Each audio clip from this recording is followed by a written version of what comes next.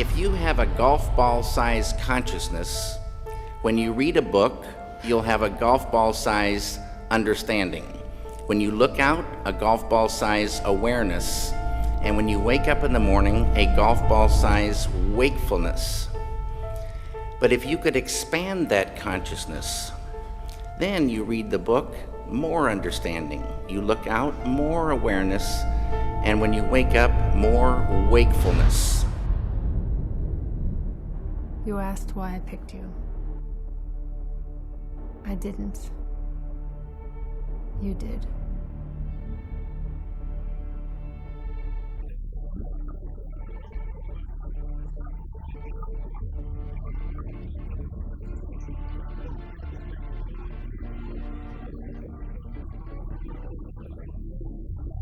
Revolution is a subject that's on your mind.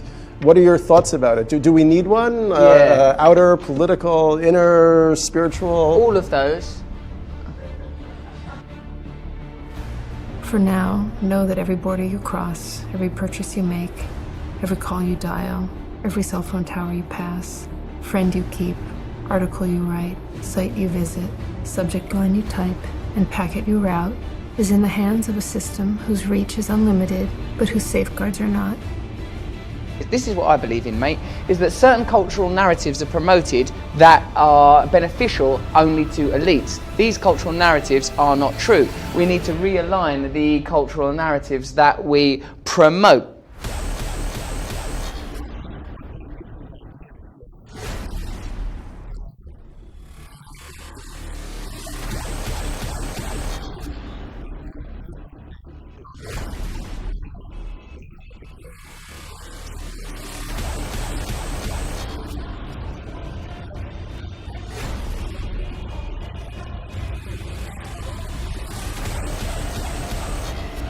Here's the thing that it shouldn't do: shouldn't destroy the planet, shouldn't create massive economic disparity, shouldn't ignore the needs of the people. The burden of proof is on the people with the power. There is a congruence between whistleblowing and hacktivism and hacktivists. The similarity is speaking truth to and of power, revealing the power structure, whether it's corporate, whether it's government, or both.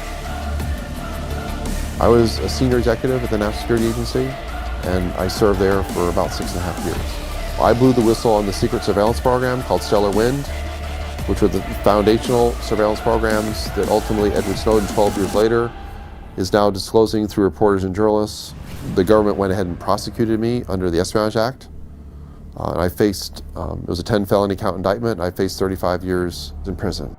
A huge disparity between rich and poor, where 300 Americans have the same amount of wealth as the 85 million poorest Americans, where there is an exploited and underserved underclass that are being continually ignored, where welfare is slashed while Cameron and Osborne go to court to defend the rights of bankers to continue receiving their bonuses. When you see everything, you see them on a more frequent basis. And you recognize that some of these things are actually abuses. And when you talk to people about them, in a place like this where this is the normal state of business, people tend not to take them very seriously and move on from them. But over time, that awareness of wrongdoing sort of builds up, and you feel compelled to talk about it. And the more you talk about it, the more you're ignored, the more you're told it's not a problem. Until eventually you realize that these things need to be determined by the public, not by somebody who is simply hired by the government. It is my pleasure to be here. I feel it's important to testify about what's really going on behind the scenes in the intelligence community around the world, not just in NSA. All these programs that Edward Snowden has exposed fundamentally are ways of acquiring information. Every dictatorship down through history has always done it. One of the first things they need to do is to try to acquire knowledge of their population, and that's exactly what these programs do. I see this as the most major threat to our democracies all around the world. We're gaining back the freedoms that the forefathers assured us through technology, and we can't allow these freedoms to be taken away. I will put my body on the altar of liberty again and again and again.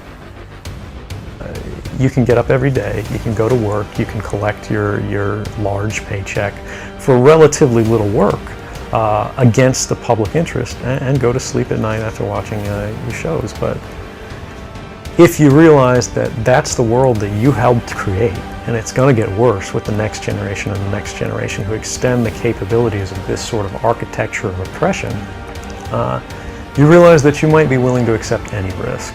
And it doesn't matter what the outcome is, so long as the public gets to make their own decisions about how that's applied.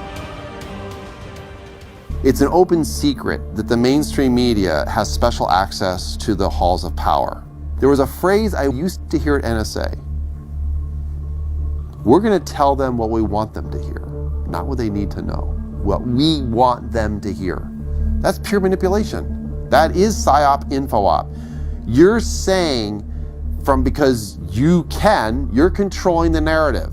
Information is the weapon, and information properly understood and properly used in an honest way is more effective than anything else in the world. Dropping tables in my sequel like it was some poo-poo. Pound AntiSec. Pounding through your speakers. Pound AntiSec. Pounded to the bleachers. Pound AntiSec. If you're sitting below deck in the lone boat, salute, bitch, and show some respect. Pound AntiSec. Pounding through your speakers. Pound AntiSec. Pounded to the bleachers. Pound AntiSec. If you're sitting below deck in the lone boat, salute, bitch, and show some respect.